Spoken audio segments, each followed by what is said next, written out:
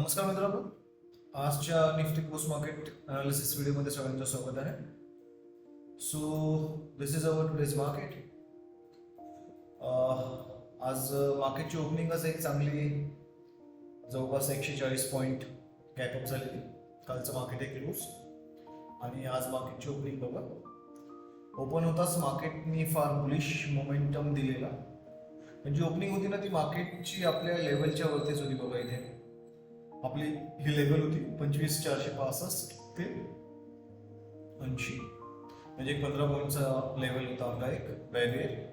आणि आपलं असं बोलणं होतं की या लेवलच्या वरती सस्टेन झाला मार्केट तर वरती जाणार जवळपास 25,600 पर्यंत बघा. आपण इथे टार्गेट काढून ठेवलेलं आणि ऑल टाइम हाय ऑलरेडी मार्केटने इथे पहिल्याच कॅन्डलमध्ये लावलेला. मग यावरून लक्षात आलं की मार्केट काय बुलिश सेंटिमेंट्समध्ये दिसत आहे. तर मग आपण साधं बोललेलो की इथे काय करू शकतो, आपण एक ट्रेड प्लॅन करू शकतो एक सुंदरसा, ज्यामध्ये 24-25 पॉईंटचा आपला SL बनला असता आणि रिवॉर्ड आपला 70 पॉईंटचा जवळपास आहे. पण आपण 1:2 पकडून चाललो होतो. म्हणजे जर बॉटमला जरी त्याने आपल्याला टच करून वापस आला असता 25,600ला तरी वी कुड have got minimum 1:2 reward 50 point आपल्याला मिळाले असते. सो त्याच हिशोबाने आपण हा इथे ट्रेड इनिशिएट केलेला. पण ही सेकंड कॅन्डल जी आहे या कॅन्डलमध्ये तो ट्रेड इनिशिएट नाही केलेला आपण, कारण ती एक डोजी कॅन्डल फॉर्म झालेली. म्हणजे या कॅन्डलपर्यंत आपण मार्केटमध्ये नव्हतो. ही लेवल लावून ठेवलेली आपण फक्त. आणि मग नेक्स्ट जी ग्रीन कॅन्डल बनलेली ना त्या कॅन्डलमध्ये, म्हणजे जिथे तुम्हाला हे दिसत आहे किती वाजताची 9:25ची, या कॅन्डलला आपला ट्रेड एक्झिक्यूट झालेला. आणि आपला SL ॲज युजल 25 पॉईंटचा आपण ठेवलेला. आपला SL बनवत होता ॲक्च्युली कमी पॉईंटचा, जवळपास 20 पॉईंटचा बनला असता. पण आपण 3-4 पॉईंटचं बफर ठेवलेलं इथे, कारण बरेचदा आपण बघितलेलं की जर बफर नसला तर हा टच करून वापस चालला जातो. सो विदिन 3-4 कॅन्डलमध्ये बघा त्याने आपलं टार्गेट इथे दिलेलं. आणि आफ्टर दॅट मग मार्केटने जो रिव्हर्सल दिला तो एकदम भयंकर, म्हणजे जवळपास किती पॉईंटचा मोमेंटम आहे तो बघा, एक 200 पॉईंट मार्केट सरळ खाली आहे. राईट. आता हेही अनालिसिस आपण आधीच करून ठेवलेलं होतं. आपलं असं बोललं होतं की ही जी गॅप असणार आहे ही गॅप फिलअप करायला मार्केट येऊ शकतं.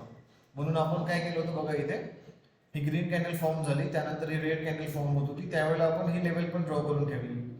जर मार्केट या खाली जाऊन जर आपल्याला रिटेस्ट मिळाला थोडासा तर आपण मार्केटमध्ये घुसू शकलो असतो या लेवलपर्यंत. हे आपलं अनालिसिस होतं. आणि इथे आपल्याला 50-60 पॉईंट मिळाले असते.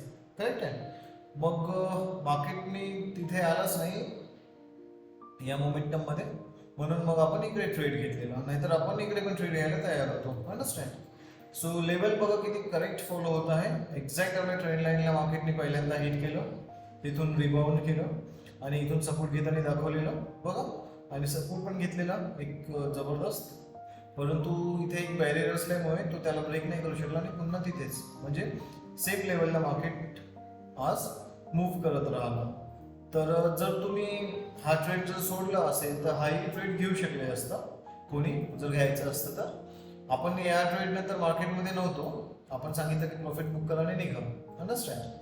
तर जर कोणाला ट्रेड घ्यायचा असता तर कोणी या क्लोजिंगला ट्रेड घेऊ शकला असता. आणि जो SL राहिला असता तो असता 11 पॉईंट ते 30 पॉईंटच्या मधामध्ये.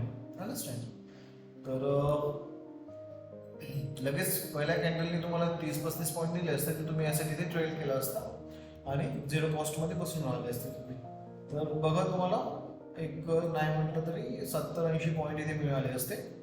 आणि तुम्ही जवळपास या लेवलला तो बुक करायला पाहिजे होता. म्हणजे 60 ते 65 पॉईंटच्या दरम्यान तुमचं बुकिंग झालं असतं. म्हणजे दोन्ही साईडचे आज चांगले ट्रेड तुम्हाला मिळाले असते.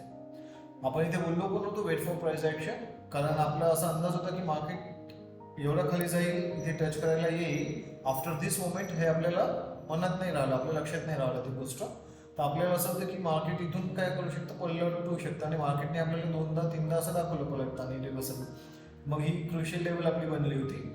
आणि जर या लेवलला सस्टेन केलं असतं मार्केट, पुन्हा मग मार्केटने ही लेवल क्रॉस करून एक नवीन हाय लावलं असतं. या पद्धतीचं आपलं आजचा अनालिसिस होतं. So this was our market.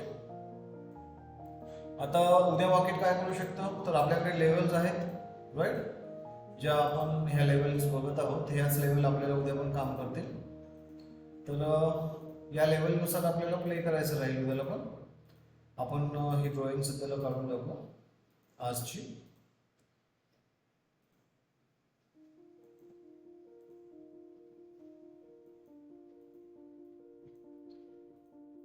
तर या लेवलला आपल्याला एक्सटेंड करावं लागेल थोडंसं उद्यासाठी. समजा 20, so it will be like this. तर ही लेवल एक्सटेंड होत राहील. आता ही लेवल काही कामाची नाही आपल्या, ती लेवल ब्रेक झालेली आहे मार्केटची. ही ट्रेंड लाईन बघू आपण कुठपर्यंत जाते. तर ट्रेंड लाईन फॉलो होईल आणि या लेवल पण फॉलो होतील. अंडरस्टँड? सो मार्केट या लेवल्समध्ये राहता का आपल्याला बघायचं राहील आणि यानुसार आपण ट्रेड करणार. तर तुम्ही मार्केटमध्ये ट्रेड करू इच्छित असाल तर मॉर्निंगला लाईव्ह सेशन असतात आपले. लाईव्ह सेशनला जॉईन करत चला, ज्यामध्ये तुम्हाला लाईव्ह ट्रेडिंग आपण ते म्हणजे मी करतो लाईव्ह ट्रेडिंग. तुम्हाला आपण ट्रेडिंग करत नाही, तुम्हाला प्राइस ॲक्शन समजवतो, आपल्या एंट्रीज समजवतो, त्यानुसार तुम्हाला तुमची ट्रेडिंग करायची असते. सो ॲनालिसिस आवडत असेल तर चॅनल लाईक करा, शेअर करा, सबस्क्राईब करा. धन्यवाद.